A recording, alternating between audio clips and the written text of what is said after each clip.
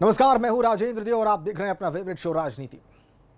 चीन को उसकी गुस्ताखी का सबक सिखाने की मांग पूरे देश में जोर पकड़ती जा रही है। शहीदों की चिताएं जल रही हैं और देश का गुस्सा उबाल मार रहा है। दिल्ली हो या फिर दूर दराज का कोई इलाका, हर भारतीय चीन से प्रतिशोध पूरा करना चाहता है। लोग कई जगहों पर चीनी सामानों को चौक चौराहों पर जलाना शुरू कर चुके हैं और हर हाल में चीन को बता देना चाहते हैं कि भारत चीन को सबक सिखाने के लिए कोई भी कुर्बानी देने को तैयार है। लेकिन अब कोई वार भारत सहेगा नहीं, बिल्कुल झुकेगा नहीं। प्रधानमंत्री भी कह चुके हैं कि भारतीय सैनिकों का बलिदान बेकार नहीं जाएगा और आज वो सभी राष्ट्रीय दलों के नेताओं से चीन नीति पर विचार भी कर रहे हैं। इसीलिए आज जो सवाल देशवासियों के मन में है वही हमारी बहस का मुद्दा भी है।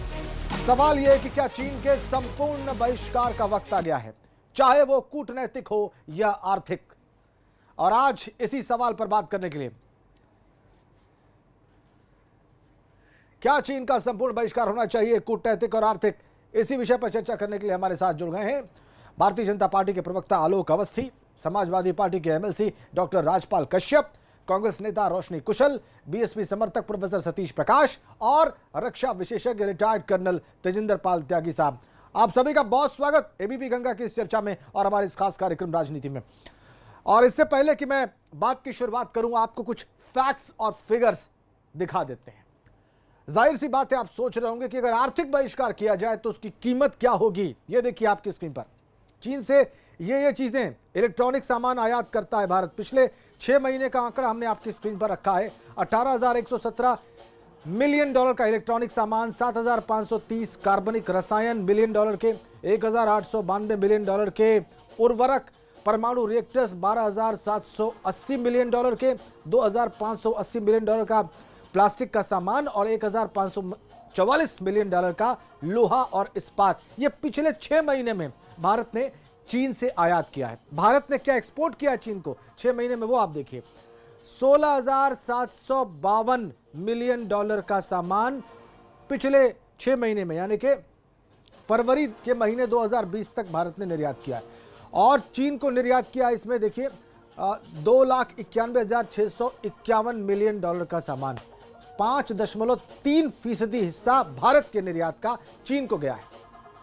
और अगर हम चीन से कारोबार बंद कर दें, कारोबार खत्म कर दें तो क्या होगा। चीन को करीब 5.7 लाख करोड़ का नुकसान होगा, भारत को करीब 1.37 लाख करोड़ का नुकसान होगा। भारत का हेल्थ केयर सेक्टर प्रभावित होगा, ऑटोमोबाइल सेक्टर प्रभावित होगा भारत का, और इसके अलावा स्मार्टफोन भारत में महंगे हो जाएंगे। बहुत बड़ा स्टेक है उनका भारत में। क्या ये सब कर सकता है भारत?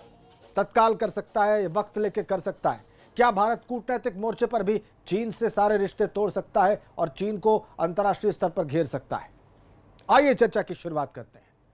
बीजेपी के प्रवक्ता आलोक अवस्थी हमारे साथ हैं। और इससे पहले कि मैं बीजेपी के प्रवक्ता, समाजवादी पार्टी के प्रवक्ता, बीएसपी समर्थक प्रोफेसर सतीश प्रकाश, इन सब के पास जाऊं, मैं रिटायर्ड कर्नल तेजिंदर पाल त्यागी साहब के पास जाऊंगा। त्यागी साहब, अभी आप उस दिन 2 दिन पहले कह रहे थे इसी चर्चा में, नमस्कार सर, सल्यूट, जय हिंद, इसी चर्चा में आप कह रहे थे कि वो ये सबसे मुफीद वक्त है जब हिंदुस्तान चीन को सबक सिखा सकता है। त्यागी साहब, आपने कहा यह सबसे कन्वीनियंट टाइम है जब भारत चीन को सबक सिखा सकता है। अब मैं ये कह रहा हूं कि क्या यह वक्त है जब हम चीन से हर किस्म के ताल्लुकात खत्म कर दें, आत्मनिर्भर हो जाएं और तब उन्हें सबक सिखाएं? त्यागी साहब। नहीं, दुश्मनी जम के करो, पर ये गुंजाइश रहे जब हम एक हो जाएं तो शर्मिंदा ना हो। मेरे कहने का मतलब ये है कि आज की तारीख में करीब 5-6 लाख करोड़ का आयात और हमारी तरफ से 1-1.5 लाख करोड़ रुपए का निर्यात, ये जो बैलेंस है, ये इसमें जो डिफरेंस है ये बहुत ज़्यादा है। तो हमें अपने आर्थिक व्यापार को चीन के साथ कम करना है, फेजेज में कम करना है, लेकिन स्वाभिमान की कीमत पर नहीं। अगर हमको उससे नुकसान हो रहा है, जैसा आप अभी बता रहे थे कि उसको करीब 8 लाख करोड़ का नुकसान होगा और हमको करीब 1 लाख करोड़ का नुकसान होगा। अगर हमें 1 लाख करोड़ का नुकसान होना है तो उस नुकसान से बचने के लिए हम सीमा के ऊपर चीन का आधिपत्य स्वीकार कर लें, ये मंजूर नहीं। और कारण ये है कि चीन को इस समय सबक सिखाने से बाकी रास्ते स्वतः ही खुल जाएंगे, यानी कि पाकिस्तान को खुद ही समझ में आ जाएगा और ये नेपाल जैसे देश जो है, नेपाल जैसे, इनको भी समझ में आ जाएगा। और इस वक्त स्थिति ये है कि दौलत बेग ओल्डी और सियाचिन में हमारे एयर स्ट्रिप्स और हमारे रनवे अच्छे होने की वजह से उतनी ऊंचाई पे चाइना के नहीं है, तो ये हमारी बढ़त है। और जो चाइना के रनवे हैं भी वो तिब्बत में हैं, जो आधी क्षमता पे काम करते हैं। सर, हम आज की तारीख में रामायण काल के बाली हैं, यूं समझिए कि चीन की आधी ताकत हम में आ चुकी है जी। लिहाजा अब इससे ज्यादा उपयुक्त समय नहीं होगा। अब इसमें हमें जरा भी इंतजार करने की आवश्यकता नहीं है। आक्रामक रुख अपनाया जाए 3500 किलोमीटर की लंबी सीमा में, जहां भी अवसर मिलता है वहां हमें आक्रामक रुख अपना के उनका। त्यागी साहब, जिस वक्त आप ये बात कह रहे हैं, त्यागी साहब इसलिए रोक रहा हूं आपको, त्यागी साहब जिस वक्त आप ये बात कह रहे हैं, एक बहुत बड़ी खबर इस वक्त हमारे पास है। अपने दर्शकों को बता दूं मैं, सर्वदलीय बैठक खत्म हो गई है और इसमें बीएसपी सुप्रीमो मायावती ने कहा है कि हम सरकार के साथ हैं, चीनी सामानों पर 300% आयात शुल्क लगाया जाए। रामगोपाल यादव ने कहा है कि हम सरकार के साथ हैं। ममता बनर्जी बोली है खत्म करें चीन से व्यापारिक रिश्ते। अभी हम यही बात कर रहे थे, देखिए ममता बनर्जी ने भी यही बात कही है, चीन से व्यापारिक रिश्ते खत्म करिए। और सोनिया गांधी ने खुफिया तंत्र के ऊपर सवाल उठाए हैं। सोनिया गांधी ने सवाल पूछा है कि क्या ये इंटेलिजेंस फेलियर है। सोनिया गांधी ने पूछा है कि क्या सैटेलाइट इमेजरी भारत को नहीं मिल रही थी। ये सर्वदलीय बैठक में हुआ है और देखिए ममता बनर्जी ने कह दिया है कि तमाम व्यापारिक रिश्ते खत्म किए जाएं। और रामगोपाल यादव ने कहा है कि चीनी सामानों पर 300% इंपोर्ट ड्यूटी लगाई जाए। जाहिर सी बात है, पहले उनके इकोनॉमिक इंटरेस्ट को हिट किया जाए, डिप्लोमेटिकली भी उनको घेरा जाए हर तरीके से। सर्वदलीय बैठक के बिंदु हम आपको बता रहे हैं। चीन को लेकर चल रही सर्वदलीय बैठक खत्म हो गई है।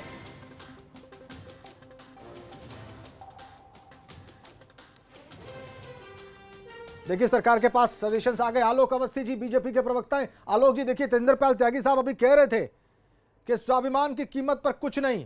मैंने आंकड़े भी दिखाए दर्शकों को और ममता बनर्जी और रामगोपाल यादव ने कह भी दिया कि आप उनके बिजनेस इंटरेस्ट को हिट करिए। यहां पे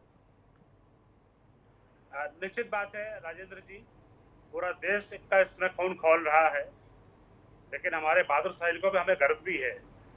उन्होंने चीन के दुगने से ज्यादा सैनिकों को मार के गिराया। हम शौर्य में कहीं से कम नहीं है, हमारी सैन्य शक्ति कहीं से कम नहीं है। हम दुश्मन को मुंह तोड़ जवाब दे सकते हैं, लेकिन हमें इन कारणों में भी जाना चाहिए कि चाइना को लेकर के अभी तक की हमारी इतनी कमजोर पॉलिसी क्यों रही है। 55 साल कांग्रेस का शासन रहा है, 1962 का युद्ध हम हार चुके हैं। उसके बाद सड़कों का विकास क्यों नहीं किया गया? क्यों कांग्रेस के अध्यक्ष जो है एक घुड़की चाइना देता था दब जाते थे? आज हमारे साथ क्यों लड़ाई हो रही है? इसलिए हो रही है क्योंकि हम उन सड़कों को बना रहे हैं। हम चाइना का दबाव बिल्कुल नहीं मान रहे हैं।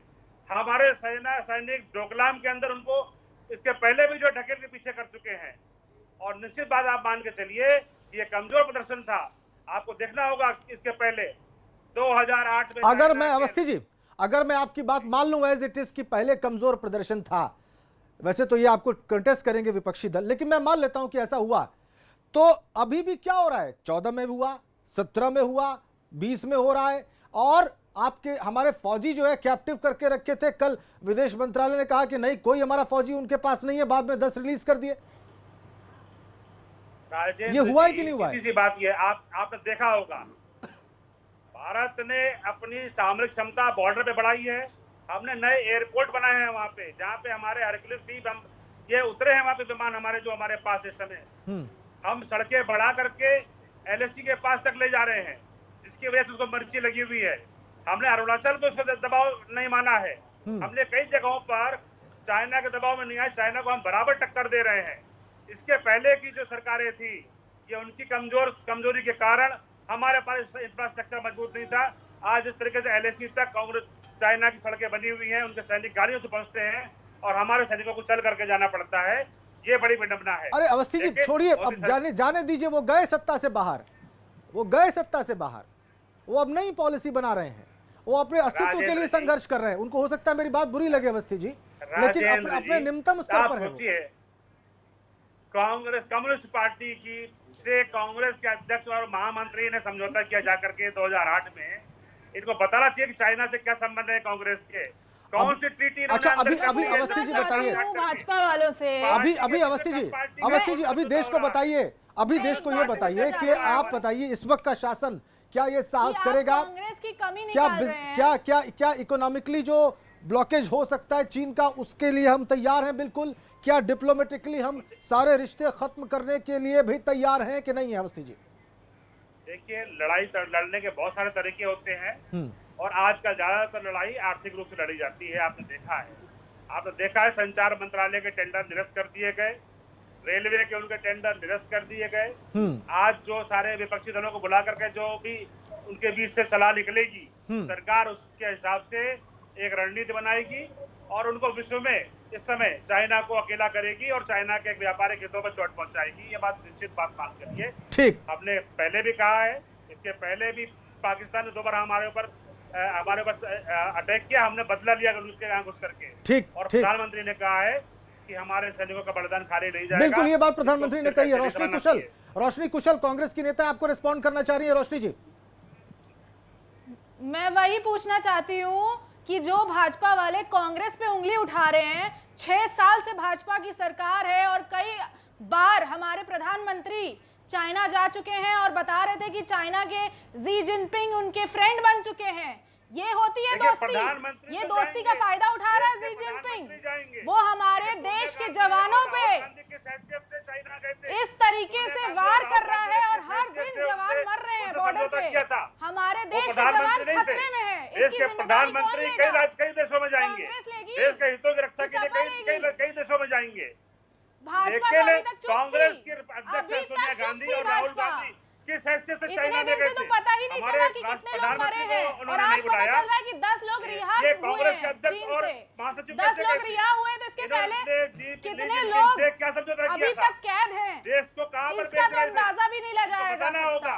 कितना मैं पूछना चाहती हूँ आपसे कि कितने लोग कैद हैं? अभी आपको पता है भारत सरकार को चाहिए कि श्वेत पत्र दिखाया जाए देश की जनता को, पहले अपनी पार्टी का चरित्र देख लीजिए, क्या रहा है बॉर्डर पे। तरीके से उन्होंने देश को कमजोर किया है, अपने हितों को गुमराह किया जा किया है और देश को नीचा किया है। बताया नहीं जा रहा कि अच्छा ठीक, कांग्रेस के नेताओं को। ठीक डॉक्टर राजपाल कश्यप, आपकी पार्टी के नेता कह रहे हैं 300% इंपोर्ट ड्यूटी लगा दी जाए चीन के सामान पर, भारत तैयार है इसके लिए? कश्यप जी, यस, पूरी तरीके से तैयार है। समाजवादी पार्टी के राष्ट्रीय अध्यक्ष माननीय अखिलेश यादव जी ने सबसे पहले कहा कि चीन के मामले में सरकार के साथ में समाजवादी पार्टी पूरी तरह है। और देखिए, माननीय प्रोफेसर साहब गए थे, उन्होंने भी कहा, और ये बात सही है जो माननीय प्रोफेसर साहब ने कही है। दूसरी बात देखिए, ये वक्त ये नहीं है कि किस दल ने क्या किया, किस सरकार ने क्या किया। वर्तमान में सभी दल जब सरकार के साथ में है तो ये सरकार को और सरकार के प्रवक्ताओं को ओछी बातें नहीं करनी चाहिए। जब सारे लोग साथ में हैं कि चीन के मामले पे और आप बातें करेंगे तो फिर बातें तो बहुत निकलेंगी। आपने राफेल खरीदा, 1 साल हो गया, क्या ले आ पाए राफेल? माननीय अखिलेश यादव जी ने ऐसा एक्सप्रेस वे बनाया जिसपे फाइटर प्लेन उतर सकते हैं। आपने कौन सी ऐसी सड़क बनाई जिसपे फाइटर प्लेन? आप बातें करोगे, 7वां बजट हो चुका केंद्र सरकार। अरे आपकी एक्सप्रेस वे ऐसा बना दिया जहाँ फाइटर प्लेन उतर जाए।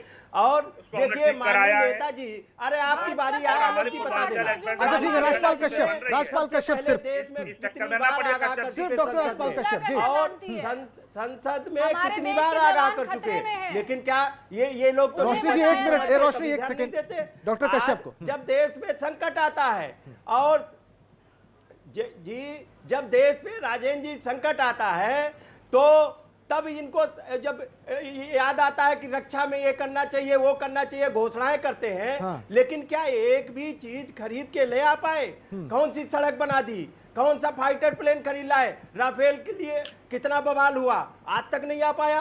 और माननीय नेताजी तो चीन ने वो किया था। अच्छा। नेताजी ने तो घुसा के सेना में घुसा दी थी। हमारी सेना कमजोर है। अवस्थी जी, नहीं, सेना पे सरकार दबाव ना बनाए। सेना को स्वतंत्र करे, सेना पे दबाव न बनाए, उनके बयान तोड़ मरोड़ के न दिलवाए। सरकार छुपा रही। अभी 10 लोग रिलीज किए गए, सरकार ने कहा नहीं। ये क्यों छुपा रही सरकार? ये सरकार सेना से बुलवाना चाहती है और स्थितियां सीमाओं पे बहुत, अब नेपाल जैसा देश हमारे लोगों को मारेगा क्या? हिंदुस्तान जो कई मौकों पे जवाब दे चुका है और दुनिया में अपनी सेना ने ताकत दिखाई है। ये देखिए, ये प्रधानमंत्री जी को और सरकार को ये देखना चाहिए जिस तरीके का ये रवैया, और ये बैठ के सरकार के लोग अब दोषारोपण करेंगे। माननीय नेताजी, माननीय अखिलेश जी, सारे लोग कश्यप साहब, आज सर्वदलीय बैठक हुई है ना, इसलिए इनको कोई मुकम्मल व्यवस्था करनी चाहिए और पार्लियामेंट सत्र बुलाना चाहिए। आज सर्वदलीय बैठक हुई है ना कश्यप साहब, डॉक्टर कश्यप, आज सर्वदलीय बैठक हुई है। आज सारे पॉलिटिकल लीडर, सारे दलों के नेता वहां पर थे, सबने सरकार को सजेस्ट किया है और अलग अलग बातें कही है। लेकिन एक बात आपकी ठीक है, सबने इस मसले पर भारत सरकार का साथ देने की बात कही है। उन्होंने कहा है कि वो भारत सरकार के साथ है, सरकार जो निर्णय लेगी उसमें वो उनके साथ है। हाँ, मशवरे अलग अलग किस्म के हैं। ये देखिए क्या क्या है। मायावती ने कहा है, बीएसपी सुप्रीमो मायावती जल्दी जाती नहीं ऐसी बैठक में, उन्होंने कहा है वो सरकार के साथ हैं। चीनी सामानों पर 300% इंपोर्ट ड्यूटी लगाने की बात की है प्रोफेसर राम गोपाल यादव ने। ममता बनर्जी ने कहा है चीन से व्यापारिक रिश्ते खत्म किए जाएं, बड़ा बयान। ममता बोली हैं चीन से व्यापारिक रिश्ते खत्म करें। ममता बनर्जी पश्चिम बंगाल की मुख्यमंत्री हैं, टीएमसी की सुप्रीमो हैं। सोनिया गांधी ने इंटेलिजेंस फेलियर का सवाल उठाया है गलवान घाटी की घटना पर। उन्होंने कहा है कि क्या सैटेलाइट इमेज नहीं मिली थी। तो ये अलग अलग बातें सामने आ रही हैं। सतीश प्रकाश बीएसपी के समर्थक हैं, हमारी इस चर्चा में शामिल हैं। सतीश जी, आप जिस दल का समर्थन करने के लिए इस चर्चा में बैठे हैं, उसकी सुप्रीमो जल्दी इस तरह की किसी बैठक में जाती नहीं है। मुझे तो नहीं याद आ रहा है कि वो कभी बैठी हो इस तरह से, लेकिन आज वो बैठी हैं, उन्होंने सरकार का साथ देने की बात कही है। मतलब ये कि माना जाए कि BSP Bahujan Samaj party government की चीन पॉलिसी से कन्विंस्ड है, पूरी तरह से सहमत है और जो सरकार कर रही है उसके साथ 100% साथ है।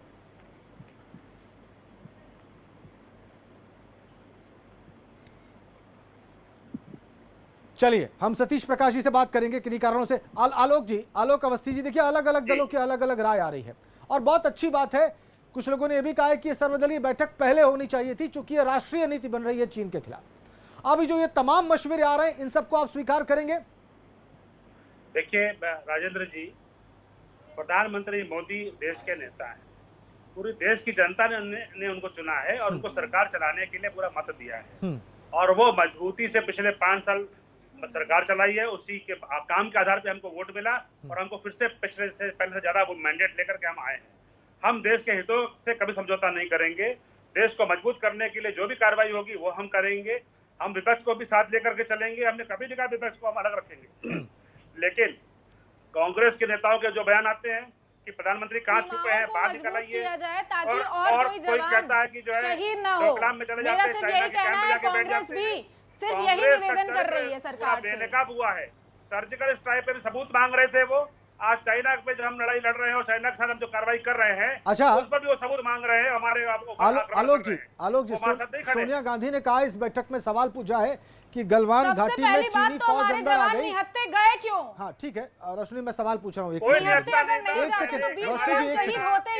रोशनी एक सेकंड में सवाल पूछ रहा हूँ। आपका ही सवाल है, आपका ही सवाल है रोशनी जी। आपको पता नहीं है, पढ़ के आया करिए थोड़ा सा। अच्छा, आप कांग्रेस के प्रवक्ता को इतना ज्ञान नहीं है कि सैनिक कभी निहत्था नहीं होता है। सैनिक हमेशा अपने बंदूक साथ में रखता है। वहाँ पर आपने जो अच्छा, मैं कर्नल त्यागी के पास जाऊंगा। एक सेकंड ना ठीक, कर्नल त्यागी के पास जाऊंगा। कर्नल त्यागी, तेंद्रपाल त्यागी साहब के पास जाऊंगा। त्यागी जी, आपको मेरी आवाज मिल रही है ना? जी जी। ये कहा जा रहा है कि इंटेलिजेंस फेलियर था, कांग्रेस पार्टी ने कहा है, और ये कहा है कि क्या सैटेलाइट इमेजरी हमको नहीं मिल रही थी कि चीनी फौज अंदर आ गई, इतना अंदर आ गई और उसके बाद ये संघर्ष शुरू हो गया। ये कांग्रेस पार्टी के नेता ने कहा है। अभी ऑल पार्टी मीटिंग में हमारे पास रिपोर्ट है। इस पर आपकी राय क्या है? क्या ये सवाल जायज है, वैलिड है? जी देखिए सर, सैटेलाइट इमेजरी भी मिल रही थी और हमको सब मालूम था कौन कहाँ क्या हो रहा है। लेकिन सुनिए, लेकिन लाइन ऑफ कंट्रोल पे क्या हो रहा है और हम क्या रिएक्ट कर रहे हैं, ये सारी चीज़ें प्लेट में रख के नहीं दी जा सकती। कारण ये है, जैसे हिटलर के ज़माने में गोबेल्स थे और वो ये बोलते थे कि एक झूठ को 10 बार बोलो तो वो सच हो जाएगा। अब जो चाइना का साइबर सेल है और जो प्रोपेगेंडा सेल है वो बहुत इफेक्टिव है। लिहाजा इस वक्त आवश्यकता ये मीन मेघ निकालने की नहीं है, बल्कि इतना होने के बाद भी जो लोग अब सुर में सुर नहीं मिला रहे हैं उनके तार जोड़ने की ज़रूरत है कि क्या वो चीन के प्रोपेगेंडा से जुड़े हुए तो नहीं है। जहां तक सैटेलाइट इमेजिनरी का और बॉर्डर का सवाल है वो सब मालूम था। और देखिए वो जो आए हैं वो हमारी क्षेत्र में नहीं आए, वो किस एरिया में आए हैं जिसे कहते हैं बफर जोन, नंबर 1। और नंबर 2, क्या इनमें से किसी को भी मालूम है कि नक्शे पे खींची गई रेखा जब जमीन पे उतारी जाती है तो उसकी चौड़ाई 3 से 4 किलोमीटर हो जाती है और 304 किलोमीटर का परसेंट। ठीक है सर, मुझे ब्रेक के लिए रुकना है। उनका आपने स्पष्ट कर दिया, ये तो चलता रहता है। आपने व्यवहारिक सवाल उठा दिए, ठीक है, आपने व्यवहारिक उत्तर भी दिया इन प्रश्नों का। मुझे ब्रेक के लिए रुकना है, वापस आते हैं।